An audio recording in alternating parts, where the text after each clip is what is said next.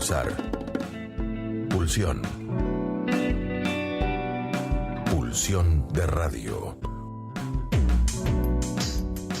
Un programa donde la cultura late y el inconsciente nunca falta a la cita.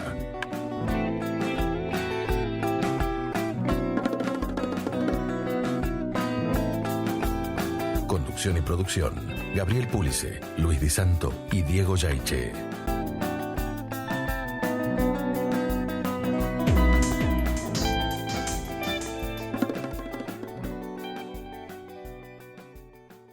Bueno, muy buenas noches. Esto es Pulsión de Radio. Mi nombre es Gabriel Pulice y estamos en la tercera temporada, episodio 36. Y me acompaña hoy un muy distinguido invitado que pronto vamos a presentar más formalmente. Alejandro Ruiz, ¿qué tal? Muy buenas noches, Alejandro. ¿Qué tal, Gabriel? Buenas noches y buenas noches a todos y todas. Bueno, bienvenido a Pulsión de Radio. Muchas gracias.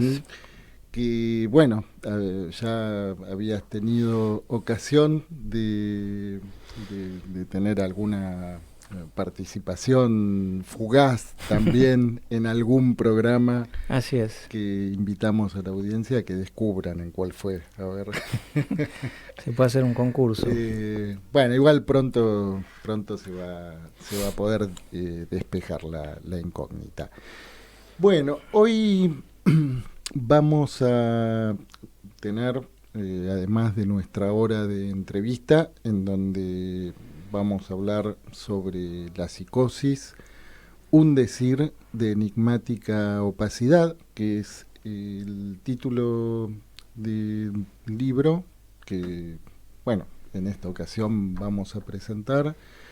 Ale, un libro que tiene su punto de origen a partir de un trabajo compartido durante muchos años, ¿no? Con algunos de los colegas que están ahí, formando parte.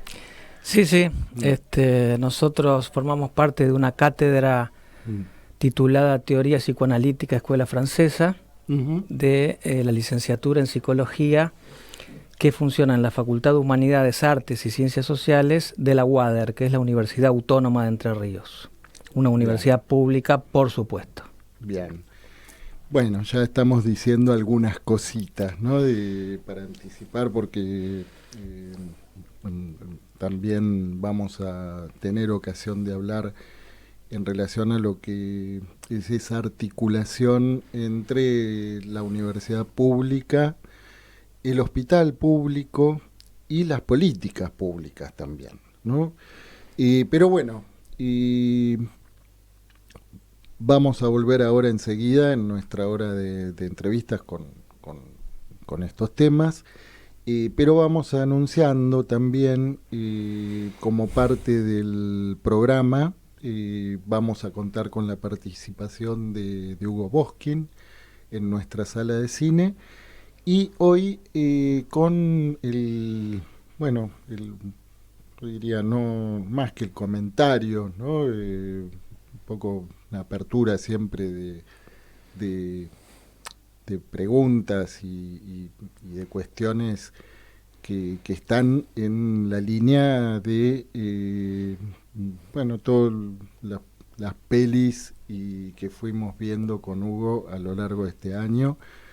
En ese eje que va desde la moralidad, inmoralidad, la perversión y los ejes del mal.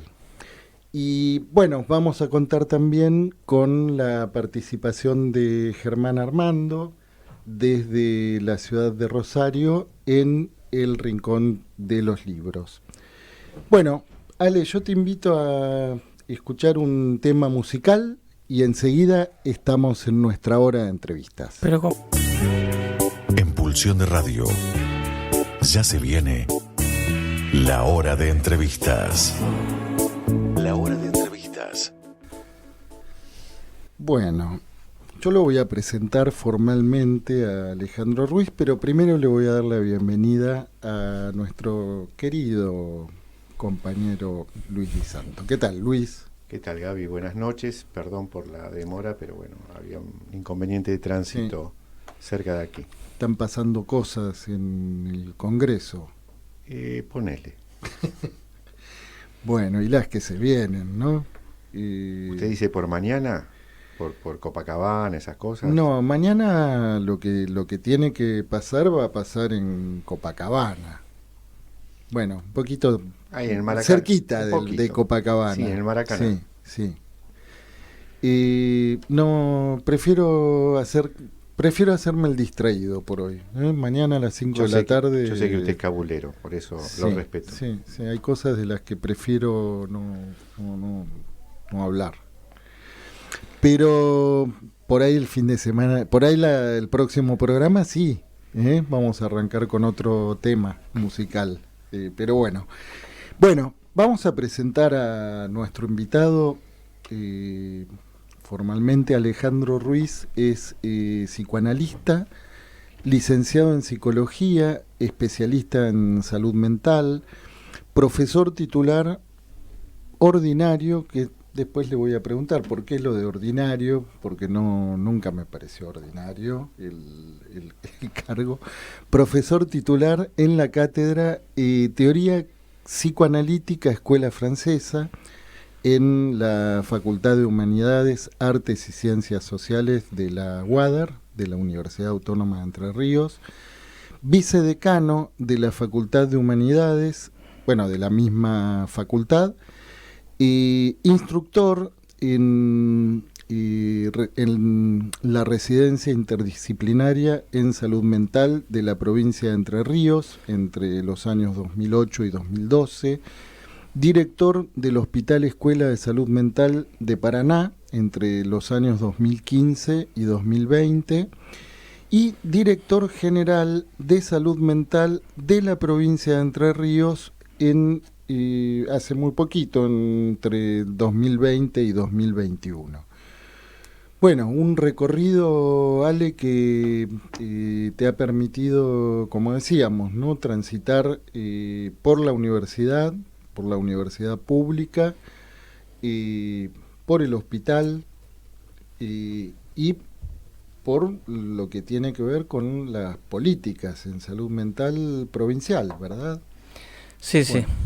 Bueno, hago dos aclaraciones en relación por favor, a esta presentación. Una me la pediste vos, el concurso ordinario es el concurso que no es interino, es el concurso abierto, digamos, que se presenta cualquier aspirante de antecedentes y oposición, entonces accedes a un cargo ordinario, como era el cargo de titular, soy profesor titular ordinario de esa cátedra, desde el año 2016. Sería el cargo de profesor regular. Sí, digamos que sí.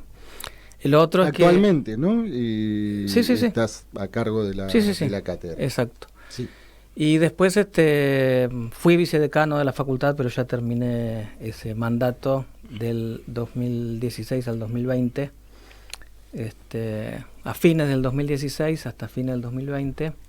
Así que bueno, ahora ya tengo un poco más de tiempo para venir a programas de radio y esas cosas. Sí, menos mal, porque la verdad es que desde hace rato queríamos entrevistarte y bueno. Bueno, primero para mí es un gusto estar aquí, les agradezco la invitación. Me faltaba en el currículum participar de Impulsión de Radio, porque había participado una vez en un programa anterior que vos conducías. Sí, en radiofonía, que transmitimos en ese momento en ocasión era el segundo Congreso Internacional de Psicoanálisis en la ciudad de Rosario. Exactamente. Sí. Sí, que ahí estábamos con otro libro que era Fútbol y Psicoanálisis. Así es, que me lo olvidé porque quería traerlo para que me lo firmes el libro. Así que bueno, tengo ahora. Bien. Que después, bien. Sí, bueno, la interrelación entre la universidad pública y la salud pública a mí me parece fundamental, me parece ineludible más que fundamental. y además para los que nos dedicamos al psicoanálisis, porque desde el psicoanálisis tenemos herramientas para aportar a esos lugares que son riquísimas. Por ahí hay otros lugares en que la salud pública y la universidad pública van cada una por su lado, están como divorciadas, ¿no? Yo creo que la salud pública y la universidad pública, en todo caso, puede ser un matrimonio que se lleve mal, pero no puede ser una pareja que esté divorciada. Tiene que haber una interrelación permanente. Y nosotros en Paraná tenemos la posibilidad de que esta relación sea fluida, sea intensa y se retroalimente. Muchos profesionales de la salud pública somos además docentes universitarios, volcamos nuestra práctica en la universidad, en las pasantías de los estudiantes somos referentes en las instituciones. Entonces, bueno, me parece que eso colabora para que esta relación se retroalimente y se intensifique. Pero te quería hacer una pregunta con respecto a esto que acabas de decir. Todo lo que vos nombraste también está en otros lugares, pero no siempre se da. ¿Cuál es la característica, aparte de todo esto que vos decís, para que se dé? Bueno, una opinión personal, un punto de vista. Por un lado, creo que la universidad es muy joven. Se creó en el año 2000. La carrera de psicología se inició en el 2001. Vaya parto. Qué momento para empezar algo, ¿no? Sí, sí, estamos acostumbrados a los partidos difíciles.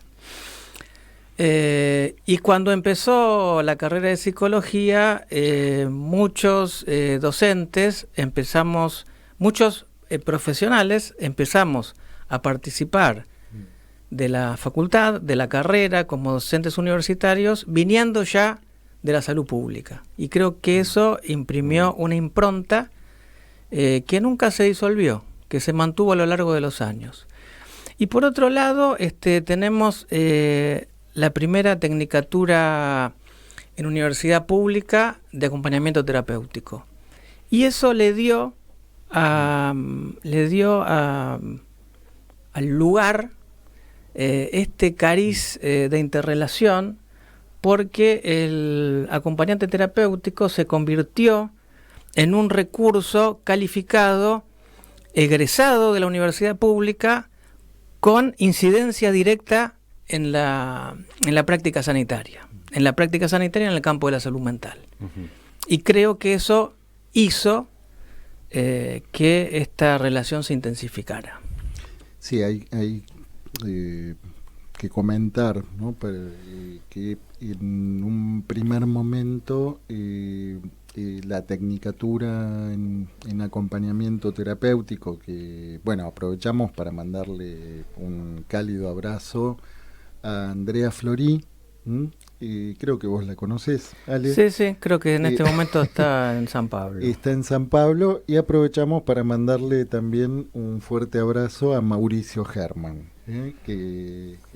bueno, pero decía, la tecnicatura de la cual Andrea participó en la creación, estaba muy articulada a la carrera de psicología, ¿no? En ese primer momento, sí, por unos cuantos años. Y en realidad la carrera de psicología tiene 4 titulaciones, que es el profesorado en psicología, la licenciatura en psicología, la tecnicatura en acompañamiento terapéutico y la tecnicatura en psicogerontología.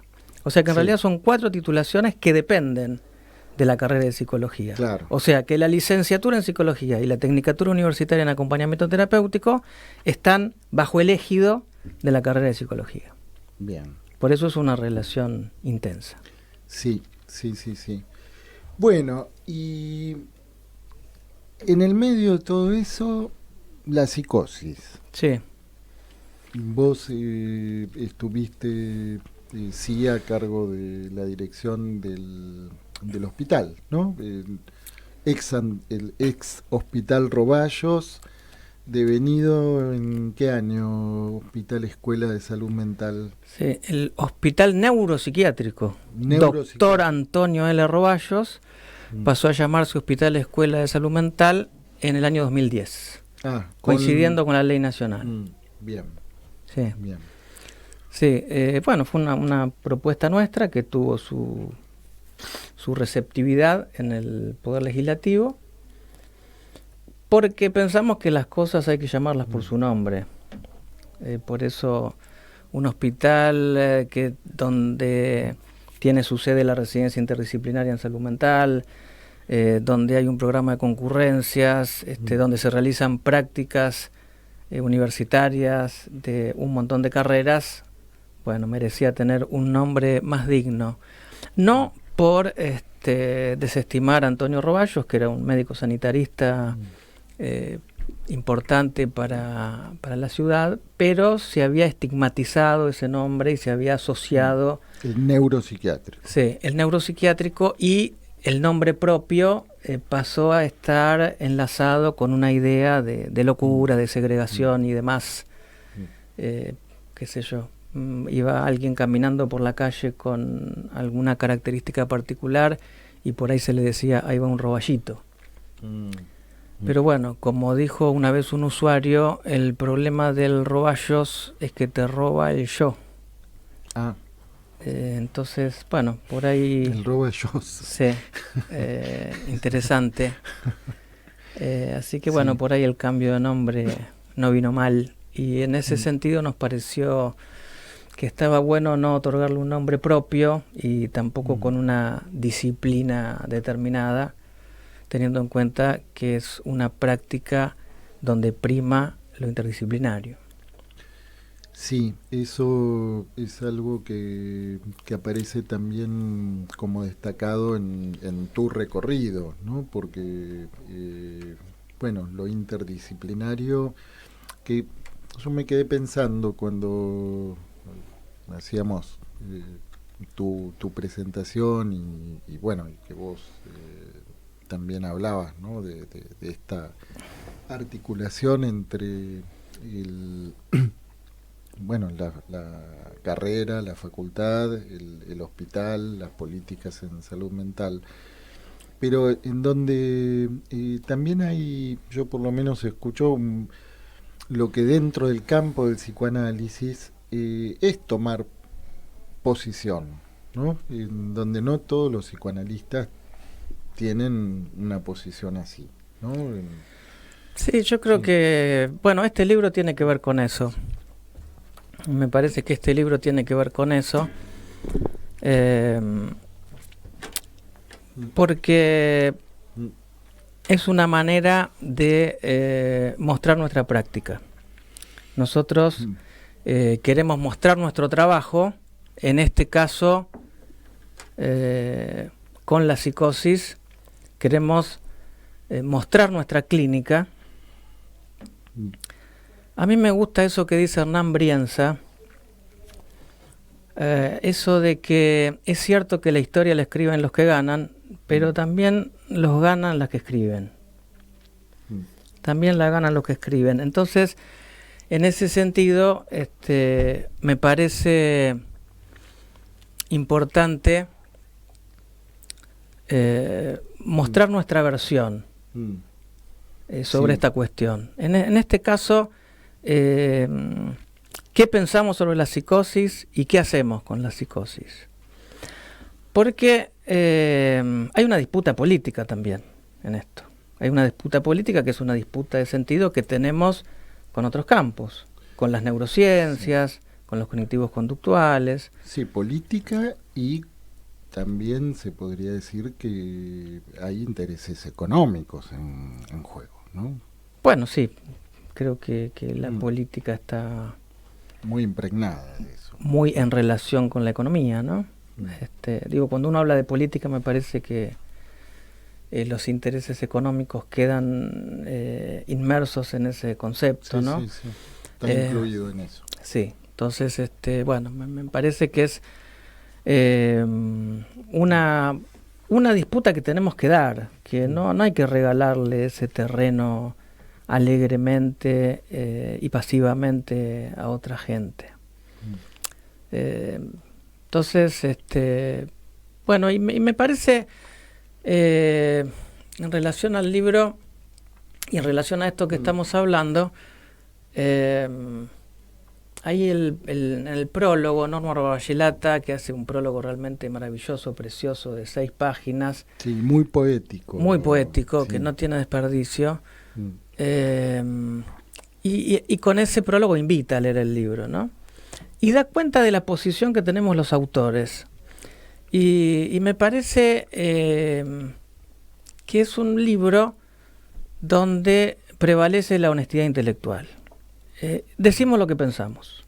Decimos lo que pensamos. Por eso digo que prevalece la honestidad intelectual por sobre ciertos dogmatismos doctrinarios que terminan siendo moralizantes y terminan siendo normativizantes. Entonces, bueno, en ese sentido me parece que es una buena razón para leer el libro. Sí, yo quería nombrar a todos los autores que participan. Bueno, vos recién citabas a Norma Barballelata, que es quien escribe el prólogo, pero que también tuvo bastante que ver en los lazos que unen, ¿no? a los autores, ¿no? Norma había sido titular de cátedra. Sí. Norma había sido titular de esta cátedra a la que hacíamos mención al principio. Y además, bueno, es una especie de directora técnica de este equipo, que es un trabajo diverso, heterogéneo, pero colectivo, donde a pesar de esta diversidad jugamos todos para el mismo equipo, ¿no? Alguno marca más, otro ataja, alguno gambetea, y Norma es una especie... Fútbol y psicoanálisis. Sí, Norma es una especie de directora técnica de este equipo.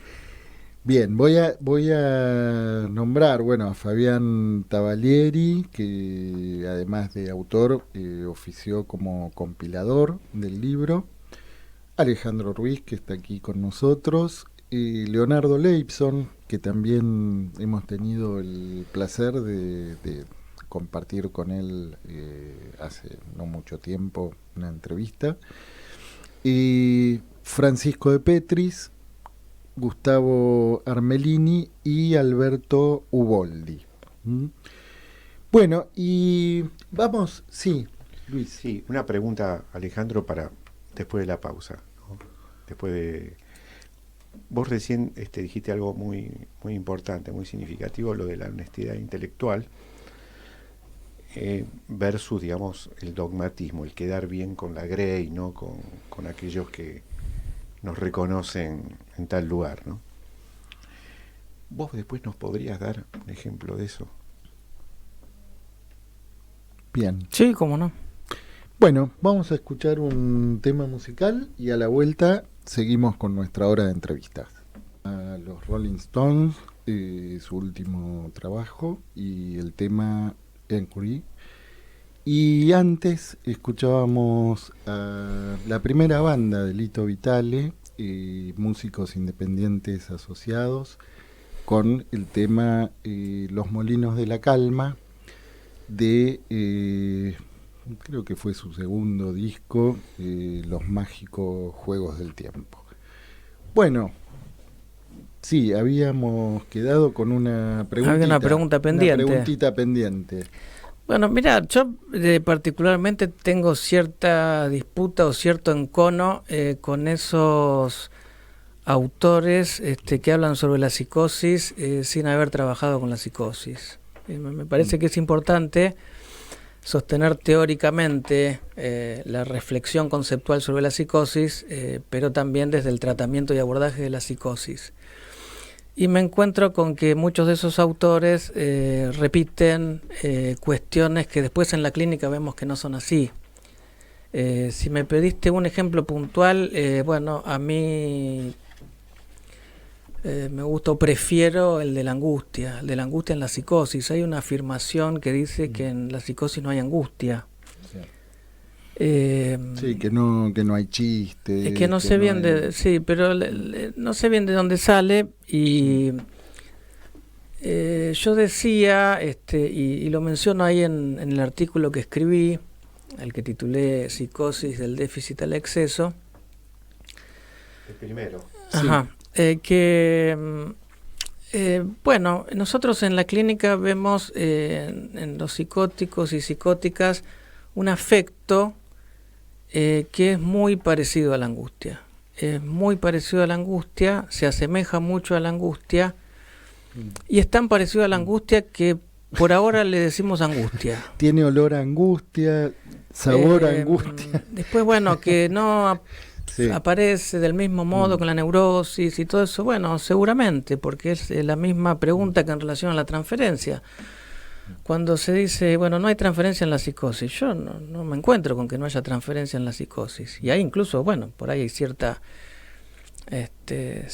disputa con Lacan, incluso porque Lacan dice que, por ejemplo, en la paranoia la transferencia aparece como erotómana o persecutoria, de acuerdo al momento, que es algo que comprobamos en la clínica. Bueno, si lo planteamos en términos cuantitativos, más que no haya transferencia, yo creo que hay mucha transferencia. Hay una transferencia masiva. No sé si es el término más feliz decir hay mucha transferencia, pero digo hay una transferencia masiva que hace que, bueno, que muchas veces en los equipos intervinientes, porque en general el exceso, como vos planteás de alguna manera. Claro, en general el tratamiento de estos pacientes es desde un equipo. Muchas veces la transferencia se vuelve tan envolvente, por momentos arrasadora, que alguno de los integrantes tiene que variar, que correrse, que pedir un cambio, siguiendo con la jerga futbolística. Entonces, bueno, afirmar alegremente que en la psicosis no hay transferencia, que en la angustia no hay transferencia, desde los libros, bueno, me parece irrespetuoso. Sí. Así que, en ese sentido, bueno, por eso digo, nosotros pensamos esto, doy un ejemplo de lo que pienso yo, pero todos los autores plantean lo que piensan en relación a ciertos temas y lo sostienen, lo argumentan, por supuesto. Y más allá de que eso coincida con algunas doctrinas o no. Sí. Es muy importante esto que vos decís, y también es inusual, ¿no? Porque, digamos, hay gente que tiene una práctica, pero la tribuna espera otra cosa, porque está acostumbrada a escuchar otra cosa, ¿no? Y estaba pensando cuánto pasa de esto en la concepción psicoanalítica de la perversión, donde prácticamente la clínica es inexistente, ¿no? Pero se predica sobre eso todo el tiempo con mucha asertividad y con una especie de complementariedad teórica muy importante, ¿no? Sí, yo creo que la clínica nos fuerza a ser cada vez más amplios, a tener mayores aperturas, a reflexionar sobre las cuestiones de otra manera, digo, y bueno, y también, por ejemplo, en esta clasificación, ¿no? Alouche, que es Jean Alouche, que es un psicoanalista francés contemporáneo que ha fallecido recientemente, que tiene trabajos muy importantes sobre el duelo, él dice algo así como ¿hasta cuándo van a seguir hinchando con la pernepsis? No dice seguir hinchando porque los franceses son más educados, pero ¿hasta cuándo van a seguir insistiendo con este tema de la pernepsis, que es un neologismo, ¿no? Con los inicios de las palabras perversión, neurosis y psicosis. ¿Hasta cuándo van a seguir insistiendo con la pernepsis? Bueno, yo creo que es importante seguir marcando las diferencias entre neurosis y psicosis, porque no son lo mismo. Obviamente, me parece que hay que ponerlas en tensión, pero también es cierto que hay algo que queda por fuera de las estructuras, por esta clasificación que se ha vuelto clásica y que termina siendo muy esquemática y hasta muy escolar. Sí, que además pasa por alto lo que tiene que ver con esto que sitúa Contardo Caligari, por ejemplo, en relación a los distintos momentos, ¿no?, en el tratamiento de la psicosis. Sí, los distintos momentos, y también digo que hay nominaciones que intentan completar esa tríada, y entonces están las psicosis ordinarias, las psicosis extraordinarias, la psicosis no desencadenada, la prepsicosis. Claro, los desvíos estándar, digamos, de la media. Sí, el autismo como cuarta estructura, la debilidad mental como otra estructura. Digo, me parece que... Sí, que hay como una insistencia en la psicopatologización, ¿no? Y al volver a... que vuelva a florecer las nosografías, ¿no? Sí, y digo, qué sé yo, cuando estudiábamos nosotros hace 30 años, un poco más, qué sé yo, el tema, por ejemplo, del transexualismo, estaba muy asociado a la psicosis, y hoy no podemos afirmarlo así tajantemente. No se puede generalizar. No se puede generalizar, hay que reflexionar, hay que insistir sobre esta cuestión de la singularidad, del caso por caso, en esos en ese terreno también. Sí. Me haces acordar lo que decía un psicoanalista que incluso lo tuve como profesor en grado, que se llama Francisco González Cobreros, no sé si le suena, y él decía, las tres estructuras lacanianas son muy elegantes, pero dejan un montón de fenómenos afuera. En cambio, el psicoanálisis anglosajón es un despelote, sumamente desprolijo, pero abarca mucho más fenómenos, ¿no? O sea, como poniendo un poco esta cuestión, ¿no?, de estas necesidades de cierta prolijidad, cierta elegancia teórica, retórica, pero que la práctica y la clínica dice otra cosa, ¿no? Sí, por eso ilustramos nuestros textos con muchos casos clínicos, con recortes, viñetas, justamente para dar cuenta de nuestra clínica. Nos parece que es la mejor manera de argumentar. Sí, pues ahí vos en tu texto vas transitando por, no podría decir, ciertas instancias conceptuales en las que clásicamente se tiende, bueno, a situar las diferencias, ¿no? Por ejemplo, la identificación en la neurosis, la identificación en la psicosis, y la literalidad en la psicosis, los neologismos, los estribillos, ¿no?, la holofrase, en fin, y finalmente la transferencia. Pero me pareció muy interesante cómo se van hilvanando con ilustraciones clínicas, a veces muy simples, ¿no?, porque son fragmentos mínimos, ¿no?, historias mínimas, se podría decir. Sí, hay fragmentos mínimos. También está el artículo de Francisco de Petris, que enlaza maravillosamente y sólidamente un caso clínico bien descrito, el caso Ángel, que lo llama, que es un caso de restauración imaginaria narrado de una manera muy fina. Así que hay recortes clínicos, hay viñetas clínicas, y también hay un caso desarrollado para argumentar la cuestión de la restauración imaginaria, que no es poca cosa, ¿no?, porque él ahí toma el goce, el pensamiento y el cuerpo, que lo podríamos enlazar a los tres registros, ¿no? El goce a lo real, el pensamiento a lo simbólico, el cuerpo a lo imaginario, y hace toda esta articulación de una manera muy sólida, dando cuenta de un caso clínico, más allá de hacer una introducción con el caso Greber, pero después vamos a la clínica propia. Y eso me parece una riqueza del libro, porque me parece, como decía antes, tenemos que mostrar nuestro trabajo, porque si no, el trabajo es autoerótico y no es lo más saludable. Hay que hacer ese pasaje, ¿no?, de salir del autoerotismo. Sí, vos querías hacer una pregunta, Luis. Dos en realidad, pero voy a hacer una y después la otra la dejo para más adelante si hay tiempo. ¿Por qué se titula La psicosis en singular el libro? Bueno, este fue un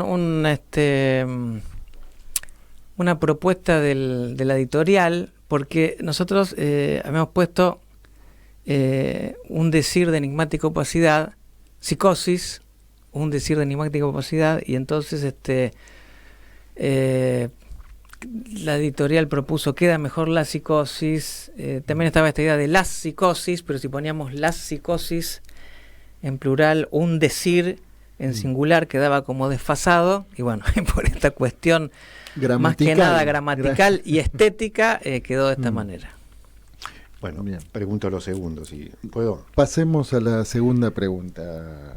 Más que una pregunta es un comentario, ¿no? Porque estaba escuchando esto de darse también, viste, la posibilidad de hablar de la clínica y no solamente lo que dice la teoría.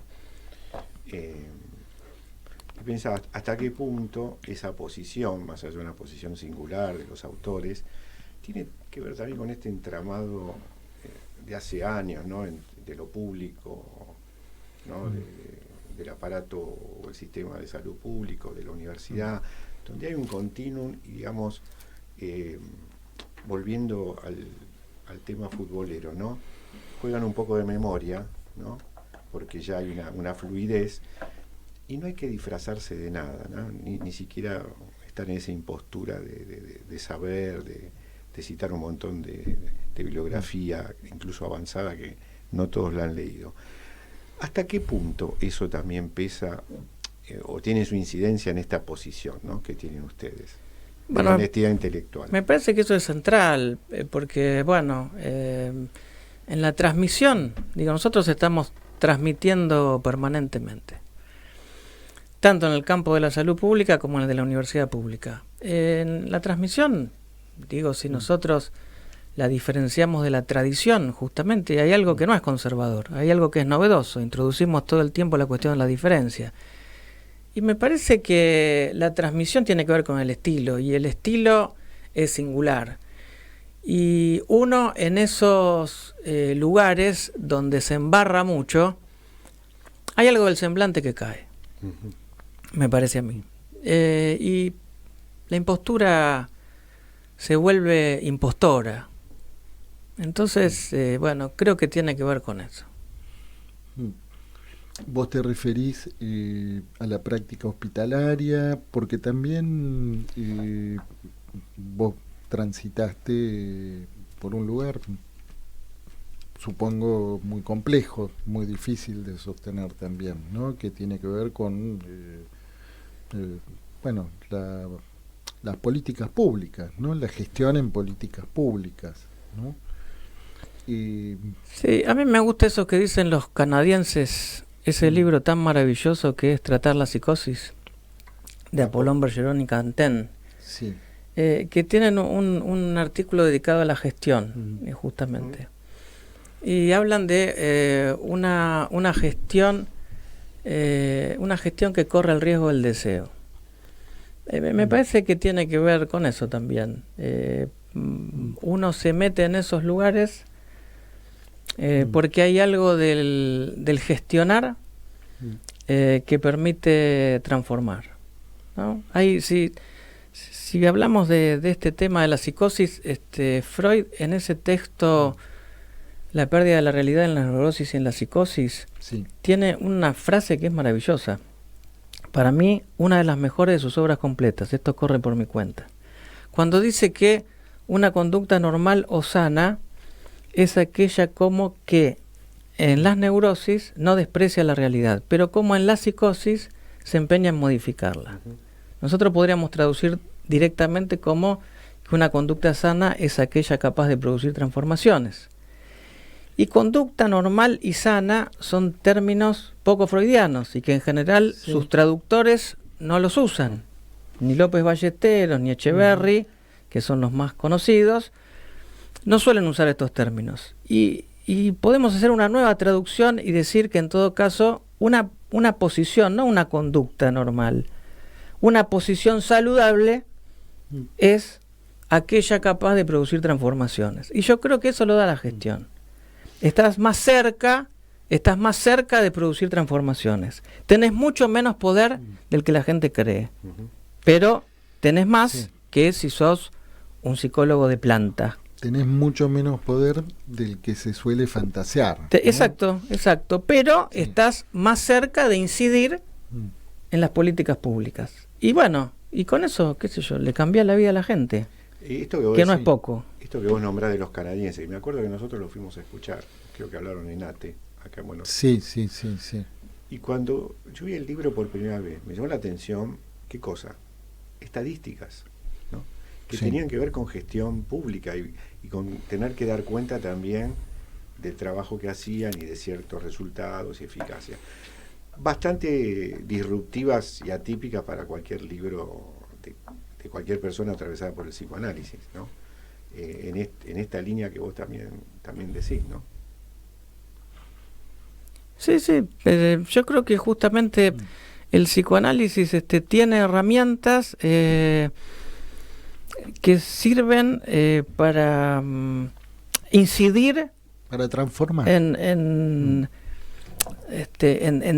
las instituciones, qué sé yo, en esto que llamamos esto tan inespecífico y tan difícil de definir, que es el campo de la salud mental, por ejemplo. Me parece que ahí el psicoanálisis tiene herramientas novedosas, originales, para producir transformaciones, justamente. Sí, que no es con la motosierra. No sería por ese lado. Porque es una pregunta que porque pensaba, ¿no? En todo lo que aparece planteado, bueno, en el libro en relación y también lo que vos decías anteriormente respecto de cómo se puede sostener la clínica de la psicosis, ahí donde en determinados momentos de estabilización puede ser que se sostenga sin ninguna terapia o con simplemente un espacio de psicoterapia, ¿no? Pero hay momentos en donde hay una necesidad de implementar otros recursos que pensaba, bueno, suprimiendo, ¿no? Los recursos sostenidos por el Estado, ¿qué destino tendrían, ¿no? Sí, esos usuarios. Incluso muchas veces el OPSI no es absolutamente esencial para cierto abordaje y de ciertas situaciones con los psicóticos. Estoy pensando en una situación puntual de alguien que está internado en el Borda por haber sido declarado inimputable por haber matado a su exmujer en una cuestión alucinatoria y delirante, y ahora está en condiciones de volver a su casa, ¿sí? Y hay que hacer todo un trabajo que lo hace este equipo aquí en Buenos Aires, con el vecino, con el kiosquero, porque el hombre va a volver a su casa donde cometió ese crimen y va a volver al barrio donde sucedió eso. Entonces claro, también tiene que crear algún va a tener que ir a tejido, comprar a la misma carnicería, algún tejido para que siga su vida de la mejor manera posible, por decirlo de alguna manera. Y esto en una ciudad como Paraná, porque vos decías recién, Alejandro, que se cruzaban por la ciudad con los roballitos, ¿no? ¿Cómo es el tránsito de la psicosis en la ciudad? ¿Hubo alguna transformación por parte de la comunidad en relación a ese alojamiento de la psicosis? Bueno, por un lado, el hospital, desde el área de comunicación, hizo un trabajo muy intenso en relación a la desestigmatización. O sea, hubo un trabajo con la comunidad. Un trabajo con la comunidad. Sí. De distintas maneras, con remeras, con microemprendimientos, con venta de productos y demás, con frases alusivas. Bueno, todo eso a lo largo de los años fue teniendo su efecto. Pero hubo una campaña. Puso el foco en eso. Sí, se puso el foco en eso, exactamente. Sí. Después, hace unos años tenemos una casa de medio camino en el centro de la ciudad, que primero los vecinos estaban un poco recelosos y demás, pero se fueron incorporando a la sociedad incorporando a la sociedad porque estaban fuera de la sociedad, estando internados en el hospital, obviamente. Y se incorporaron a la sociedad sin demasiado problema, digamos, con una buena receptividad. Ahora, bueno, por supuesto que una casa en medio camino la sustenta económicamente el Ministerio de Salud.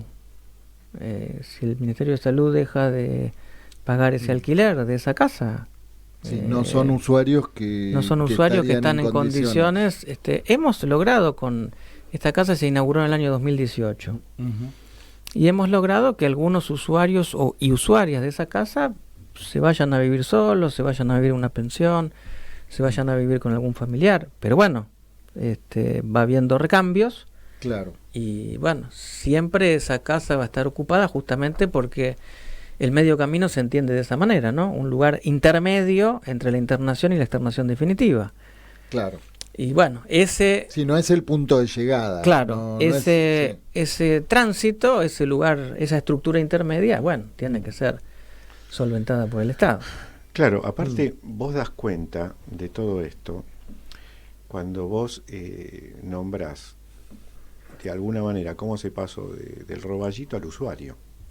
Porque la palabra usuario, que es una palabra, vamos a decir, importante, ¿no? Con un significado, con un lugar determinado. Sí, tiene que ver con esa campaña y con esa jerga a la que hacía mención anteriormente. Sabemos que esta palabra está tomada de la Reforma italiana, de Basaglia, que él decía, bueno, que son usuarios de los servicios de salud, en este caso los servicios de salud mental. También convengamos que paciente viene del latín, de patientis, que tiene que ver con el patos, con la patología. Entonces, digo, por ahí entender un proceso de salud-enfermedad que es dinámico y que no tiene que ver necesariamente y exclusivamente con la afección. Entonces, bueno, sí, son cambios que van teniendo su incidencia. Qué sé yo me acuerdo que en los hospitales generales, cuando aparecieron los primeros servicios PSI, se llamaban servicios de psiquiatría, y después pasaron a llamarse servicios de psicopatología, como una gran conquista, y después pasaron a llamarse servicios de salud mental. Y a lo mejor con el tiempo tendremos que llamarlos de otra forma, pero la cuestión semántica, la cuestión gramatical, no es sin consecuencias. Así que en ese sentido, bueno, por ejemplo, este cambio de denominación del hospital me parece que tiene su incidencia en la vida cotidiana y en la clínica. No es solamente una cuestión gramatical. No, en la clínica y hay una incidencia también en el imaginario comunitario, ¿no? Que es también condición para que un sujeto psicótico de pronto tenga la perspectiva de volver a ser parte de la comunidad, ¿no? Sí, exacto. Sí. Tiene que haber una comunidad del otro lado que esté en condiciones de recibirlo, ¿no? Exactamente. Sí. Así que, bueno, esto a grandes rasgos. Para terminar con el libro, porque veo que se nos está agotando el tiempo. Sí, ya estamos... Cuando hicimos una presentación en Paraná, una doble presentación, una en la facultad y otra en el hospital, y ahí nos acompañó Leonardo Leibson, se apersonó en Paraná, a pesar de que no tenemos montañas. Pero bueno, si el analista no va al río, el río va al analista. Bueno, la cuestión es que... El río va a la montaña. La cuestión es que Leonardo se apersonó en Paraná, estuvo en esa doble jornada de presentación, y él decía que una cosa es presentar un libro, que presentar un libro también constituye un acto político, tenemos que decirlo. Una cosa es presentar el libro y otra cosa es recomendarlo. Y él decía que lo presentaba, pero también lo recomendaba. Por estas cosas que estamos diciendo hoy. Así que bueno, yo les recomiendo este libro, que lo lean. Y nosotros también lo recomendamos, aprovechamos para mandarle un fuerte abrazo a Leonardo Leibson, que está en este momento en la montaña, en la ciudad de Mendoza. Y bueno, y muchas gracias por venir.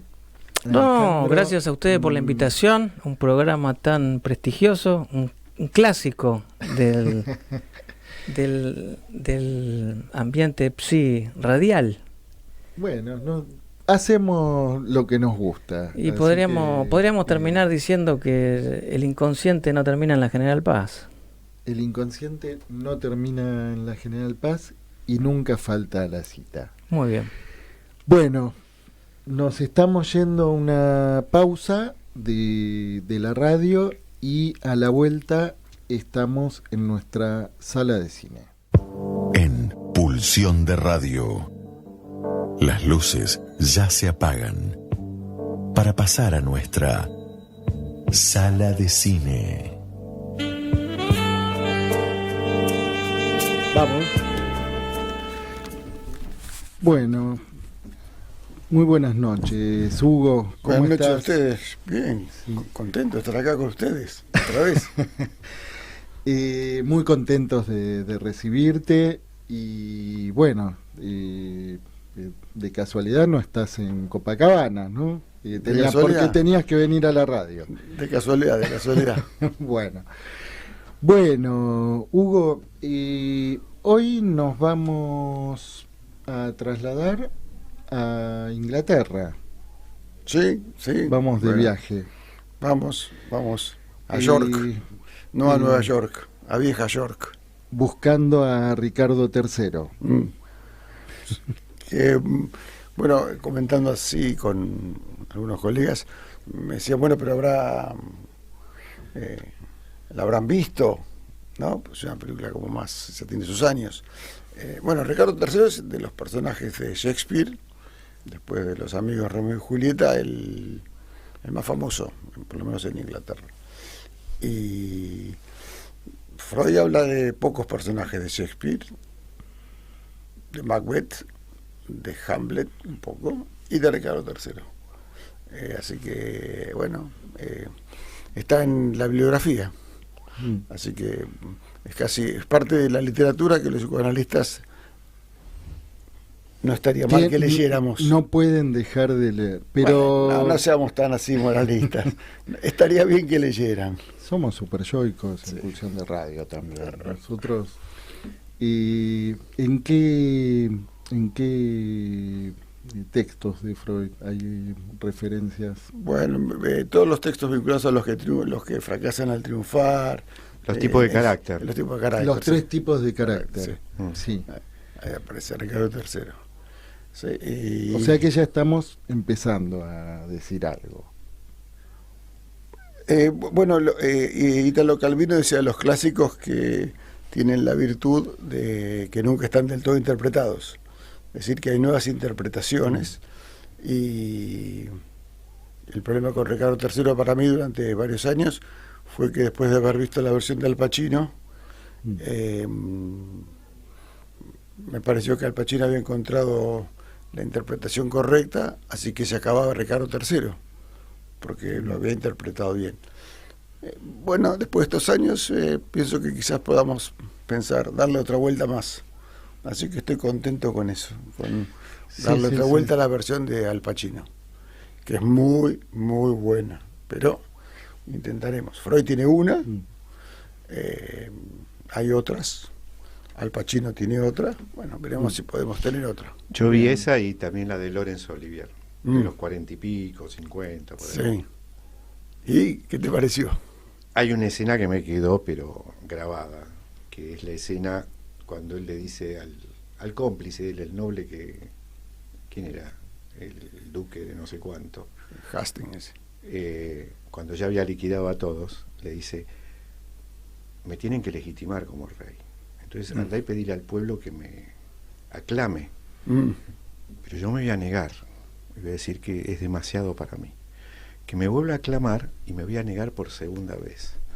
Y a la tercera, así humildemente, como un sacrificio, voy a aceptar. Bueno, hacen toda esa pantomima. Diría Borges, cuando la historia copia la literatura, porque se supone que esa fue la escena de Rosas. Bueno, pero... Exactamente la escena de Rosas, diciendo, 2 veces negándose al clamor popular, y la tercera vez aceptando. Quizás Juan Manuel. Quizás lo leyó a Ricardo III, Juan Manuel. Sí. Y entonces, y acá viene para mí lo mejor, el gesto de Ricardo III en esa película con Laurence Olivier. El otro era John Gielgud, el que hacía de su cómplice. Adelante de todos, una vez que él acepta ser proclamado rey, como sacrificándose, se acerca John Gielgud al estilo bonaerense, decir, qué bien que le hicimos. Y cuando se acerca John Gielgud, Ricardo III estira la mano para que se la bese. Adelante de todos. Y cuando se la va a besar, baja la mano para que se la bese de rodillas. O sea, toma el poder incluso frente a su cómplice. Me pareció una escena preciosa. Maravillosa. Maravillosa. Sí, sí. De esa versión, ¿no? Bueno, me parece que esa es la tercera versión que podemos dar de Ricardo III. Es una de las versiones posibles, digamos. Podríamos situar en cada una de las versiones que ha habido la escena. Mi idea es que cuando uno lee una obra de teatro, como en una sesión, digamos, uno se para en alguna frase del otro, en algún texto del otro, y desde ahí se organiza el resto, ¿no? Freud se para en la imagen de Ricardo III, en la malformación, ¿sí? Es y que como está mal formado, la idea de Freud es que la vida le debe, y como le debe, él se va apropiando de eso. En principio, en Freud, si uno, no quiero forzar el diagnóstico, pero sería como un obsesivo acreedor, que está dentro del campo de los inanalizables, ¿no? La posición de acreedor no es analizable, es un límite para nosotros. Nosotros podemos analizar a los deudores, pero no a los acreedores. Y Freud lo pondría ahí, me parece, ¿no? Lo pondría como parecido a Shylock, que era un acreedor también. Podría ser, en cierta versión de... Sí, en el sentido de una posición de acreedor y bastante inocente, como si lo tomás como Shylock, bastante inocente de su posición. ¿Inocente? ¿Por qué inocente? Bueno, por la cuestión de Shylock, en el sentido porque cree que va a cobrar. Porque cree que va a cobrar y cree que le corresponde. ¿Sí? Cree que le corresponde. Esa es una lectura posible. Después está la lectura que trae Luis, que me parece fuerte, que es... porque Ricardo III tiene como interés para nosotros alguna teoría sobre el origen del mal, que es el tema que estamos trabajando este año. Sí, que es el tema lo que viene haciendo serie, ¿no? Claro, por eso me parece que... y es interesante que el origen del mal, en el caso de Ricardo III, lo pensemos en un sujeto del que no sabemos nada. Es decir, pensamos el origen en alguien del que no conocemos nada de lo anterior a eso, ¿no? Algunos pequeños detalles, ¿sí? Una versión sería esta: está mal formado, tiene derechos, y en nombre de esos derechos tiene derecho a hacer males a los otros o daños a los otros. Sí, el mundo le hizo mal, ¿no? Y eso... La vida me engañó. La vida me dañó. Sí. ¿No? Sí. Aparece ese daño como marca de esa malformación, ¿no? Según Bloom, Ricardo III y Yago están ahí, ¿no? Cabeza a cabeza con respecto a esto del mal. Si bien esto que vos decís es muy interesante, porque de Yago había como algo que de alguna manera... También el deudor, acreedor, porque no había sido nombrado para el puesto que le correspondía, claro, que era de lugarteniente. Después tenemos otra versión que parece que es la que tiene más peso generalmente, que es la versión que trae Luis, que es la versión de los efectos del poder. La primera versión freudiana tiene mucho sustento en el inicio, tiene poco sustento en el desarrollo de la obra. Entre las cosas que dice Ricardo III de su condición, que no sabemos cuán feo era o cuán deforme,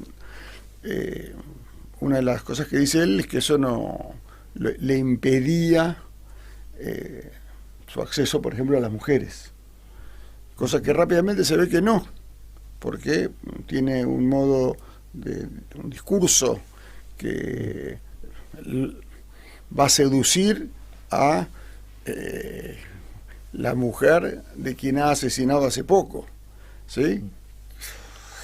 y a quien ha asesinado también al padre. Así que no, con la palabra, no parece que tenga tantas dificultades para seducir. Para seducir.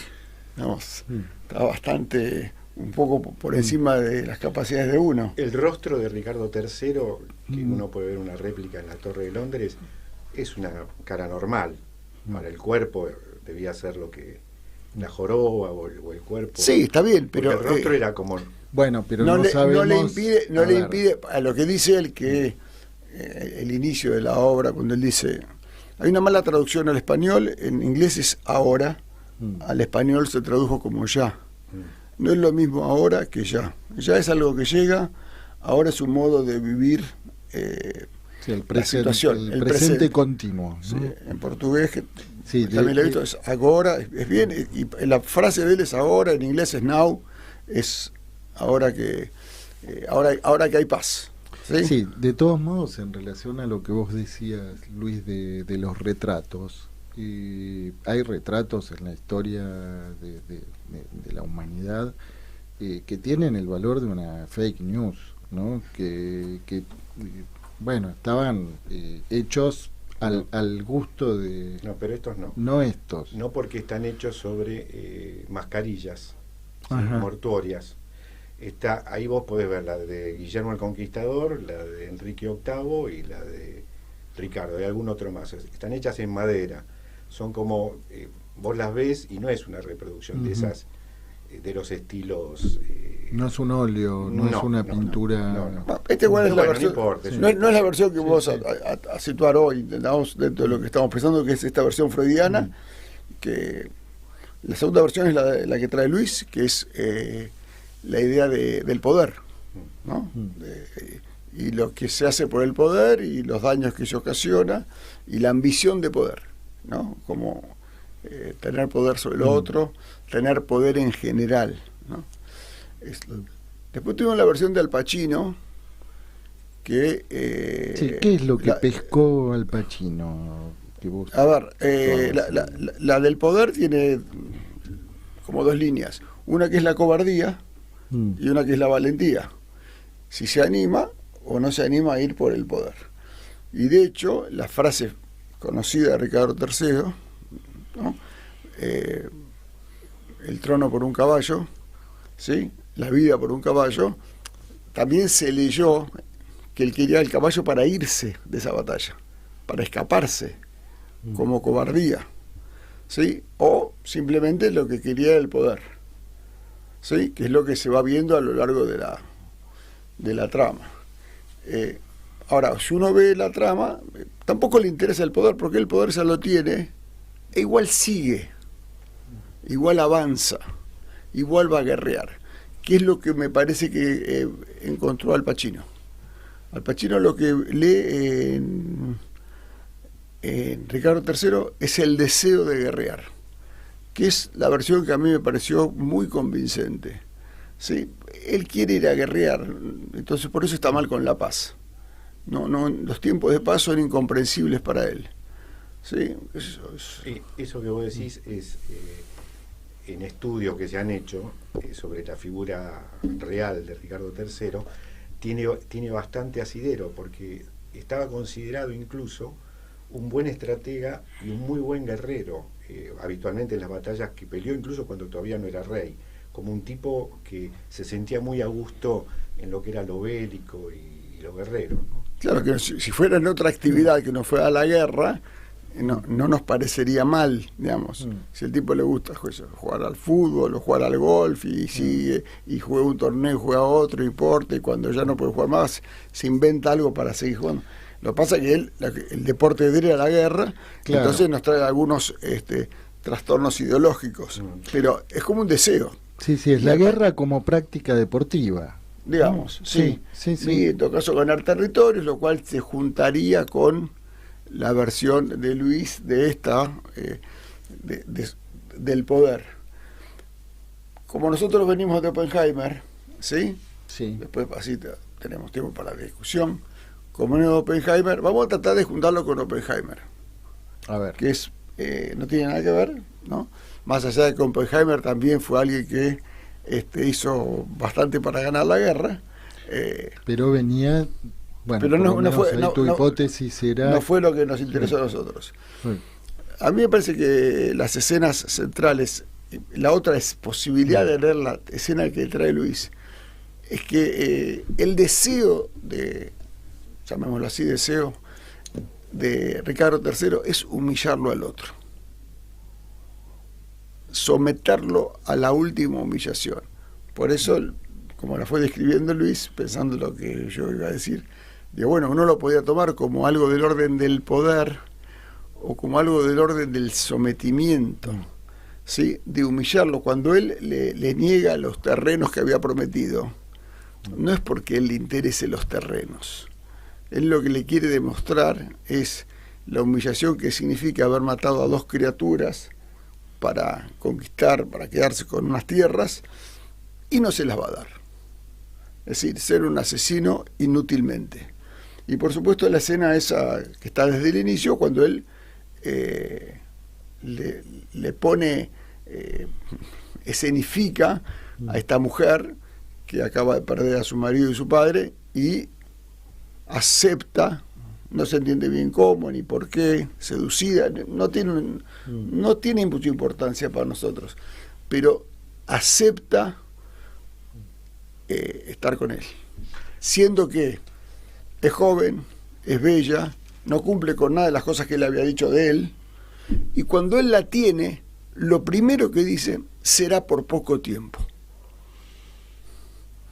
Y uno se sorprende que semejante tipo, con la espalda así, supuestamente feo, que no puede seducir a nadie, que seduce a esta mujer, que aparte consigue poder porque va a unir los reinados, por poco tiempo.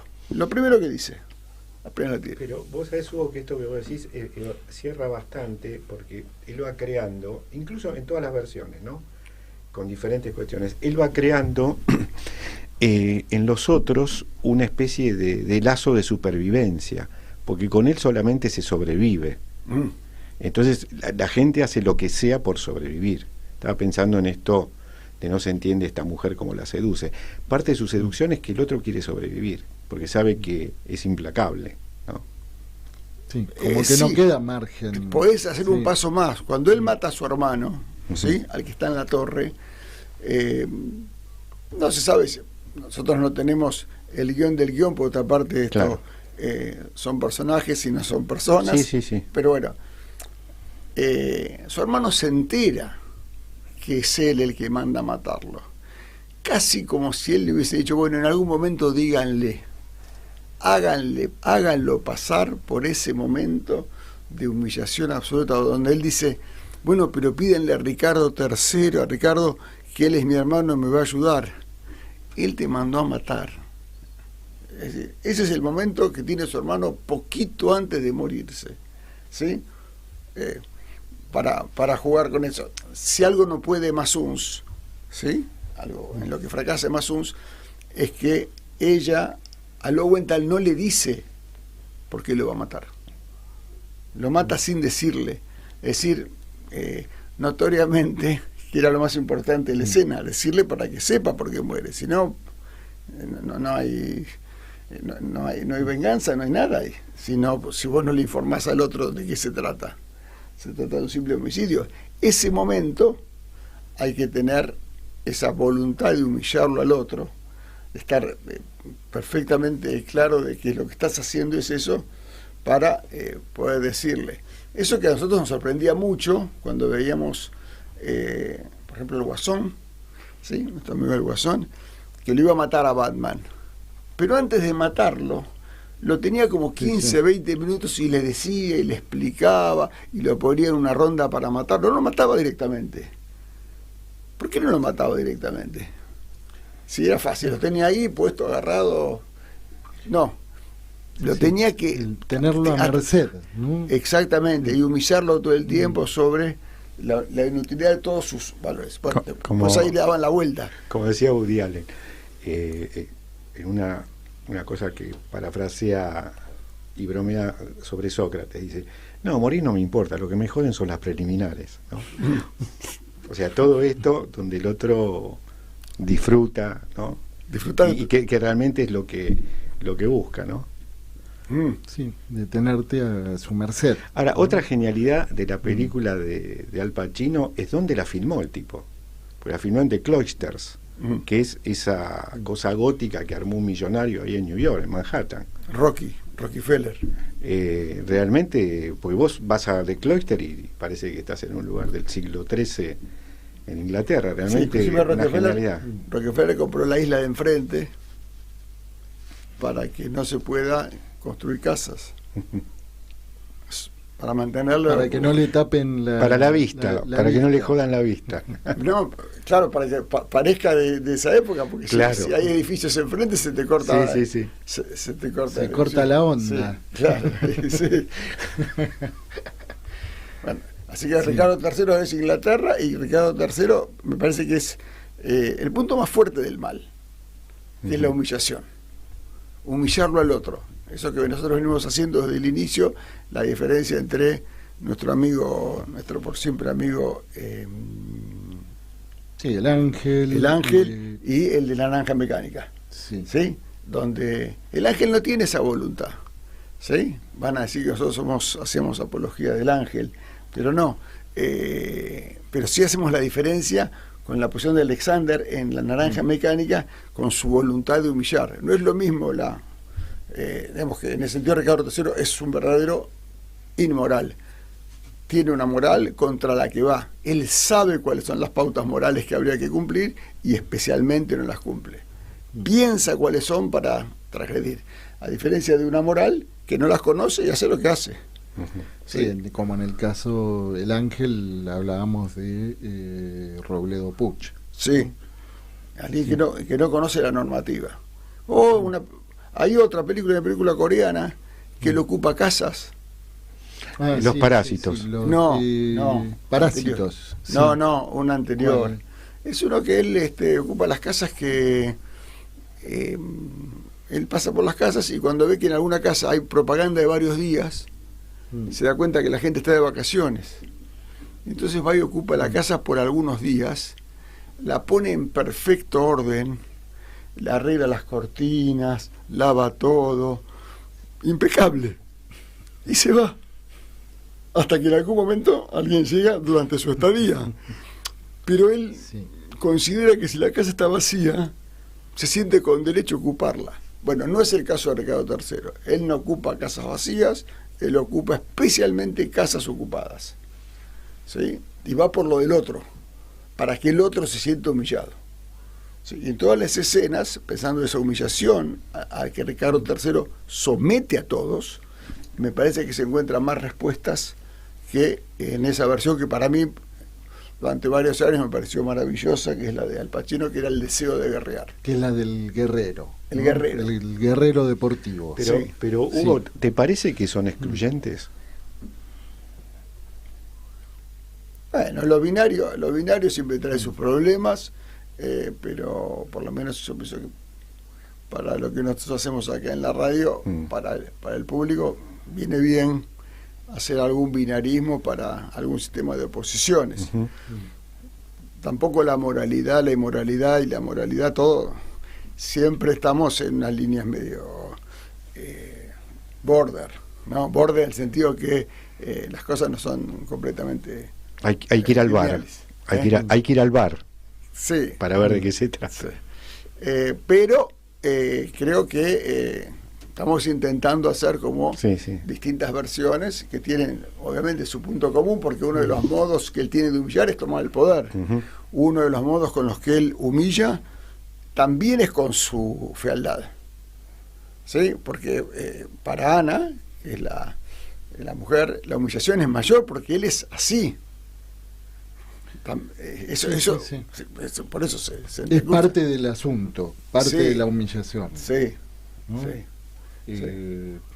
Pero la frase de él, que es la frase mi reino por un caballo, que efectivamente es para seguir luchando, ¿sí? Para morir luchando, me parece que sí tiene que ver con el deseo de guerrear. Por eso las dos versiones tienen sustento. ¿Sí? Pero yo me quedo con el el deseo de humillar, porque el deseo de guerrear no habría requerido de tanta humillación sobre el otro. Y Hugo, en Shakespeare, ¿hay alguna de esas perspectivas que prevalezca o que tenga más consistencia? Porque acá son interpretaciones cinematográficas, ¿no?, de la obra de Shakespeare. Sí.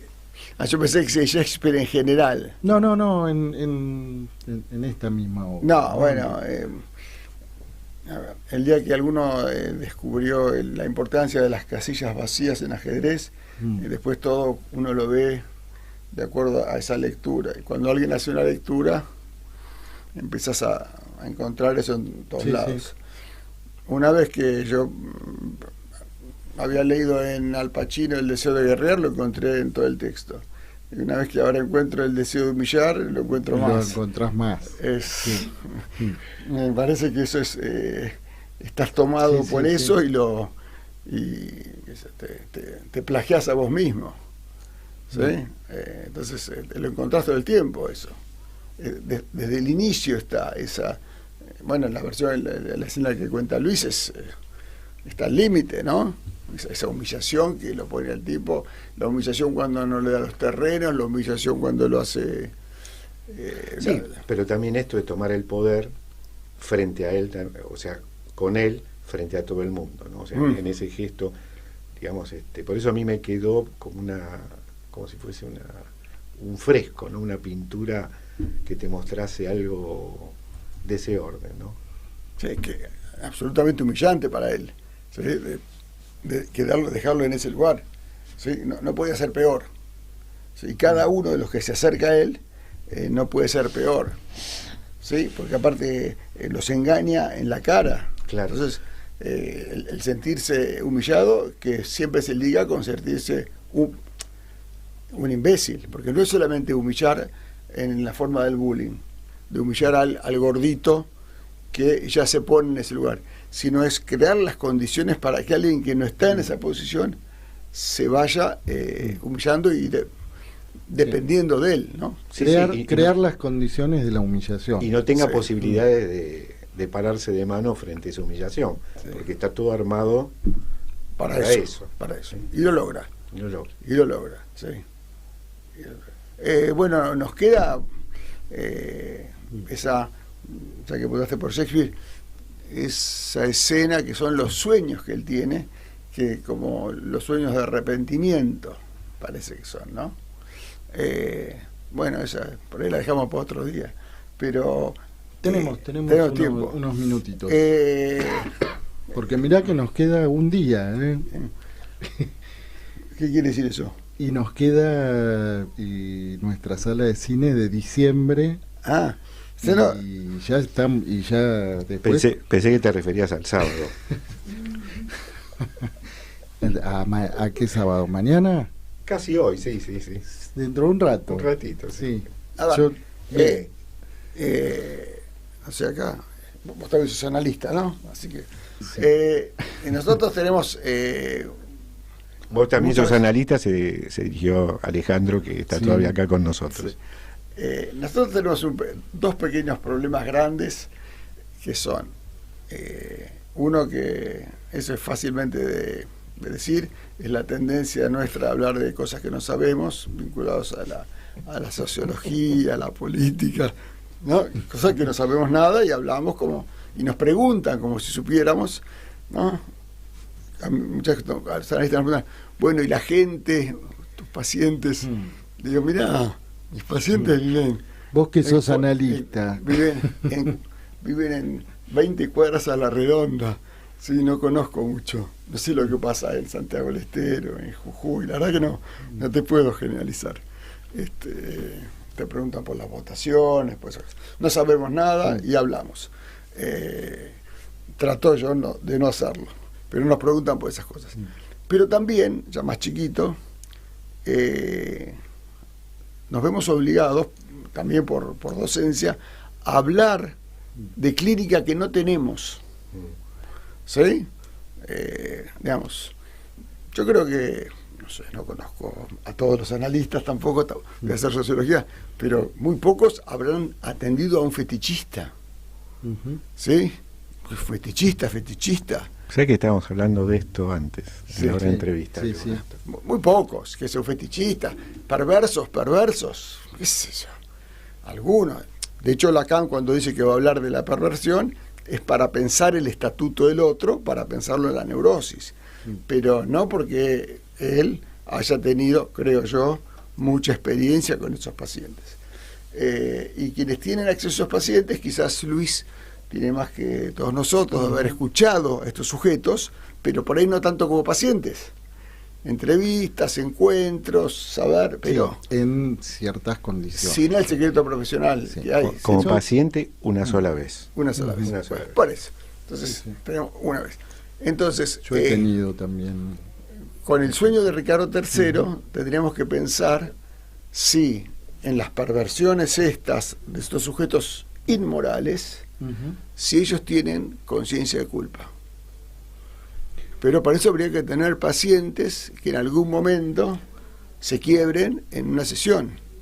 Sí. No lo sé. Que irrumpa la angustia del lado, de ese lado, ¿no? Sí, porque de si no la angustia queda siempre ofertada al otro.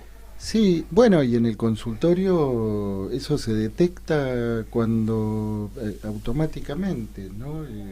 Se queda uno frente a un perverso. Yo he tenido pero un perverso, perversos. no el que viene y se declara perverso, ¿no? Y viene angustiado y temblando, ¿no? ¿No? Sino ahí donde no importa lo que diga, de pronto empezás a sentir la angustia calándote el cuerpo, ¿no? Sí, es inclusive para el campo lacaniano es el terreno donde hemos tenido que aceptar que nosotros creemos en la contratransferencia, porque diagnosticamos por lo que nos pasa.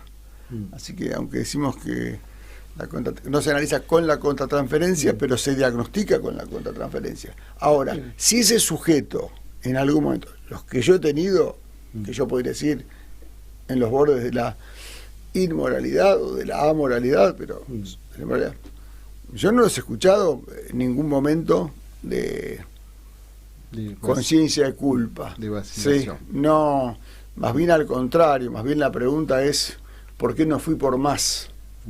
¿Sí? Porque lo cagaron, lo jodieron en el proceso ese. No lo dejaron participar de la violación de manada. Estaba embroncado con sus amigos, no por haber violado, sino porque los amigos no le dejaron participar. Sí. Entonces, ese tipo no tiene conciencia. Al Pacino lo muestran con esa conciencia de culpa. Ahí tiene razón Freud. Si es así, Freud tenía razón. Podrían tener conciencia de culpa. Entonces se nos cae la inmoralidad. Pero hay que aceptar los límites. No, pero vamos a tener que ir a una pausa musical. Vamos. Porque después vamos a tener la participación de Germán Armando. Pero nos queda la última sala de cine del año, en diciembre. Ya vamos a tener algunas cosas resueltas de esas importantes que se empiezan a jugar mañana, por ejemplo. Así que, bueno, Hugo, parece que vale la pena justamente retomar, ¿no? Con esta pregunta. ¿Tenías pensado ya con qué peli? No, hoy estuvimos con Silvia hablando de cómo seguir, y no llegamos a un acuerdo. Bueno. Así que el viernes que viene lo van a tener.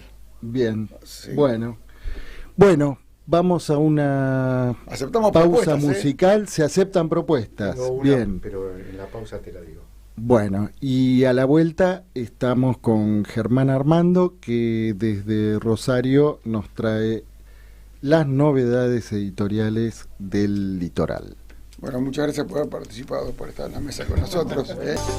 En Pulsión de Radio ya se viene El Rincón de los Libreros, la columna que en tu biblioteca no puede faltar. Muy buenas noches, amigos de Pulsión de Radio. El gusto de saludarlos desde la ciudad de Rosario, Germán de la librería El Juguete Rabioso. Un abrazo grande a la mesa, Diego, Gabriel y por supuesto a toda la audiencia. Como siempre, queríamos hacerles llegar las últimas novedades bibliográficas sobre psicoanálisis editadas en la ciudad de Rosario. Y en esta oportunidad vamos a hablar de un libro muy singular. Ya su título suena algo inusual, es intrigante y seductor. Se llama Ritmo y después vendrían los tres ejes. El primero, cuando lo cotidiano se pierde en lo extraño. Ahí tenemos dos ensayos, uno que se llama Nidito Heimlich, La casa, y el otro, Lo que no tiene nombre, El monstruo. Después pasamos a la segunda sección, Mujeres, mujeres, mujeres.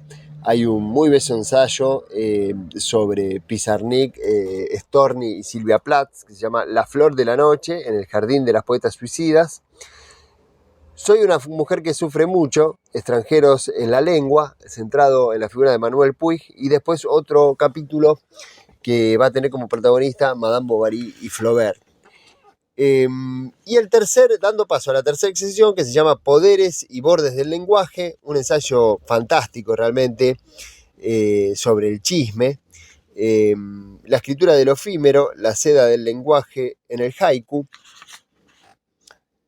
Tirar de la lengua, el secreto y el chisme que refería recién, en el abismo de lo ilegible, Oliverio Girondo, bajidos en la cornisa, y cierra con escribir hasta habitar ciudades literarias. Bueno, Laura, de nuevo agradecerte, saludarte, muy buenas noches, y quisiéramos que nos cuentes un poquito qué nos vamos a encontrar en el libro. Hola, ¿qué tal? Buenas noches, ¿cómo les va? Borges dijo una vez que nosotros no buscamos a los libros, que son los libros los que nos buscan y nos encuentran. Por suerte, esta vez, Germán, digamos, fue encontrado por este libro y me pone contenta y lo saludo y bueno, voy a responder a algunas preguntas. Algunas cosas él le fue diciendo acerca de mis antecedentes, de dónde nací, de dónde salí, por dónde anduve. Hace un poquitos días un amigo me dijo que en referencia al libro era una rara avis. Yo conocía la expresión rara avis, latina por supuesto, pero me quedé pensando si esto era un piropo o un insulto, ¿no? Después me fijé en internet y bueno, parece que rara avis puede ser referida a personas y a objetos, con lo cual, bueno, sigo en la duda, pero vamos a decir que no está mal que alguien diga que este libro es una rara avis. Este libro yo lo empecé a escribir hace mucho tiempo porque consiste en 9 ensayos que fueron escritos así a lo largo de mi vida profesional y durante mucho tiempo. Y fueron publicados casi todos estos ensayos como tema de congresos, de revistas, de libros, en Redes de la Letra, en la revista Calibán, que es una revista internacional que a mí me interesa mucho. Por ejemplo, hubo uno de los primeros artículos que yo decidí, ensayos que yo decidí poner en el libro, es el del monstruo, que fue escrito, pero hace como 20 años, ¿no? Y todavía me sigue gustando. Además, tuvo sí, muy, muy buena repercusión entre los analistas de niños y a mí me divierte escribir, me divierte mucho escribir y espero que algo de esa diversión mía le llegue como un hálito, ¿no? Yo creo que uno escribe con la vida, con su propia vida, con sus libros, con lo que leyó cuando era chica, las palabras que nos han dicho algunos analistas. Yo recién estaba hojeando el libro, así mirándolo medio a las apuradas, y se me ocurrió mirar los nombres de las personas citadas o las cosas citadas. Y realmente me conmovió y me divirtió mucho que yo nombro a gente muy dispersa, ¿no? Yo nombro a Flores, la nombro a mi abuela, a Bachelard, a Rosa Di Giorgio, a Frankenstein, a Borges, a Bayo, que escribe haikus, a Freud y a Lacan. y hasta Rita Hayworth, ¿no? O sea, toda esa gente que está dando vueltas siempre en la cabeza de uno y que de pronto, bueno, aparecen en el momento de uno escribir. Lo que sucedió también fue que cuando yo decidí escribir un libro, yo tengo otros libros publicados con otros temas de ficción, como les contó Germán hace un rato, y en este caso yo tenía encajonados prácticamente un montón de ensayos, ¿no? Y dije, bueno, ¿y por qué no escribir un libro con estos ensayos? De pronto me di cuenta que no sabía, que no podía, que no pegaban ni con cola, que eran como de cada pueblo un paisano, ¿no? Porque de pronto aparecía el chisme, de pronto aparecía la casa, de pronto aparecía Puig, que a mí me interesa mucho. Digo, pero ¿cómo armo esto, no? Y desistí de hacerlo durante años, digo 3 o 4 o 5 años. Hasta que un día dije, no puede ser. Entonces llamé a mi analista, con el cual yo ya había analizado, y dije a pedir una especie de service para que me ayude a armar este libro.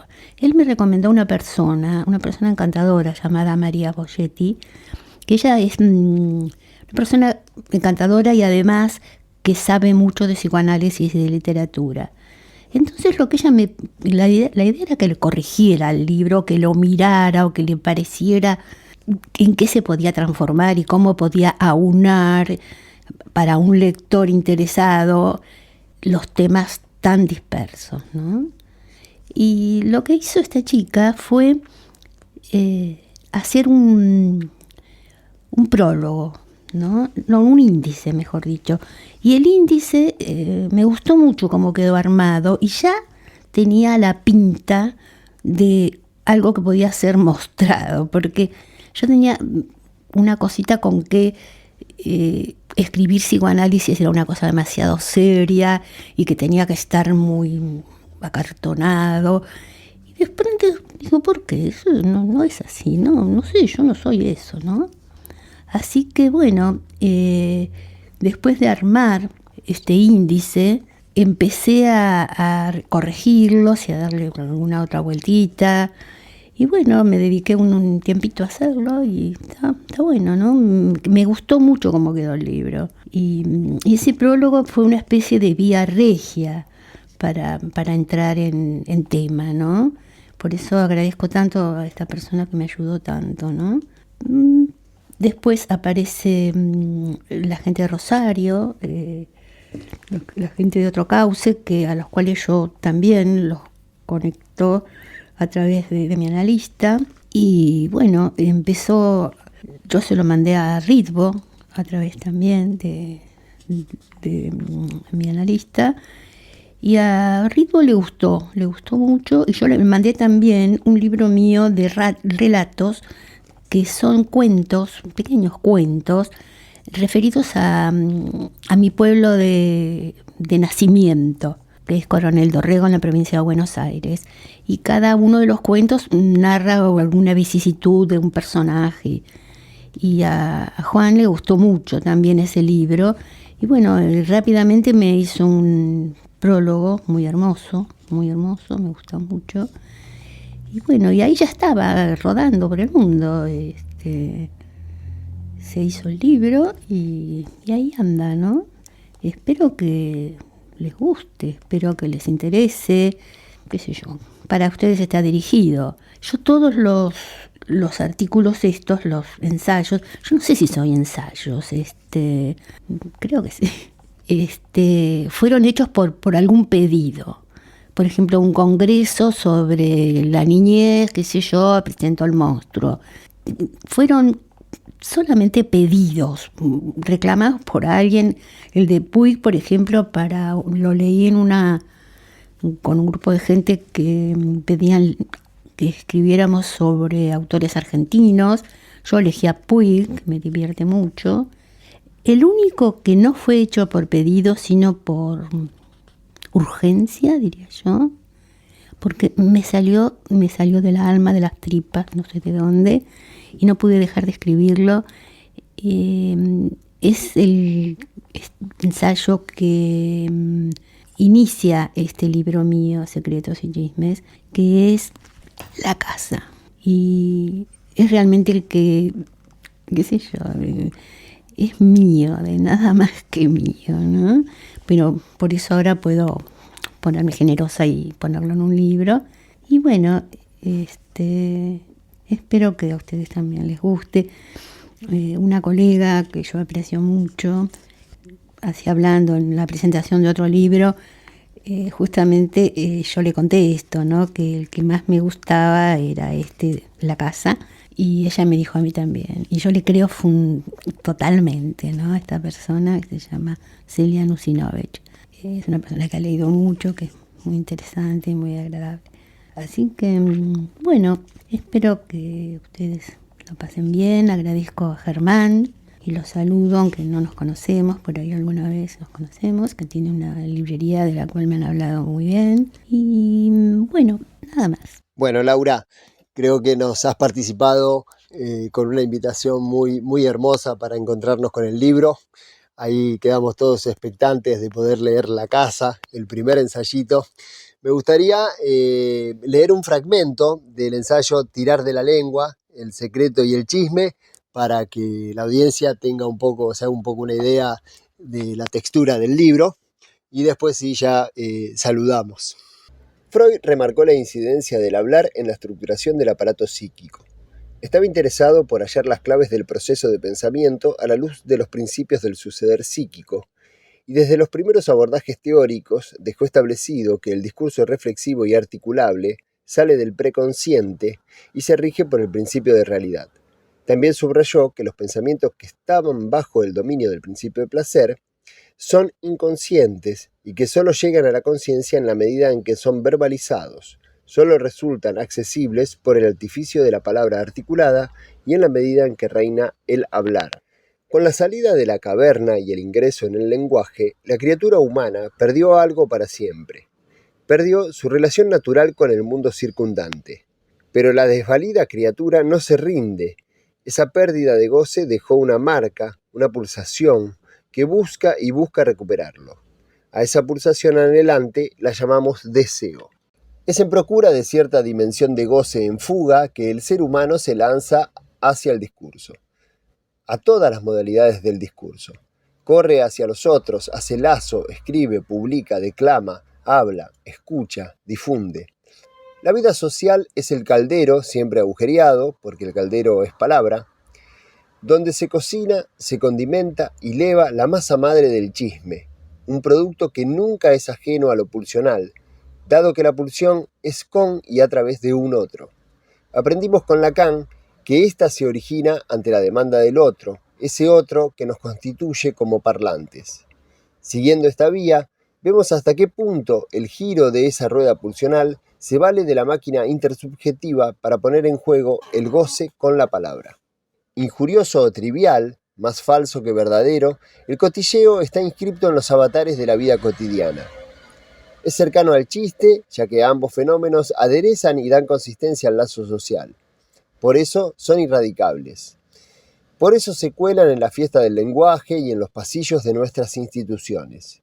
Y no solo aceitan las bisagras del funcionamiento social, sino que nos recuerdan que estamos divididos, que somos de luz y sombra, que hay pelusa debajo de la alfombra.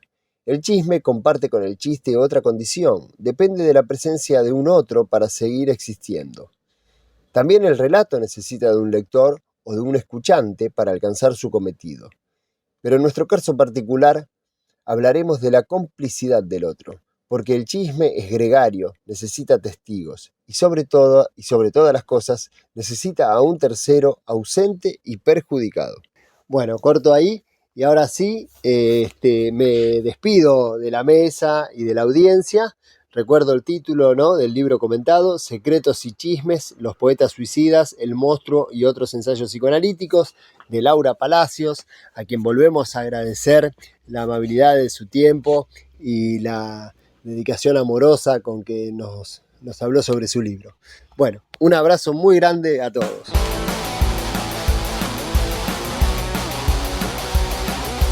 Pulsión. Pulsión de Radio. Un programa donde la cultura late y el inconsciente nunca falta a la cita.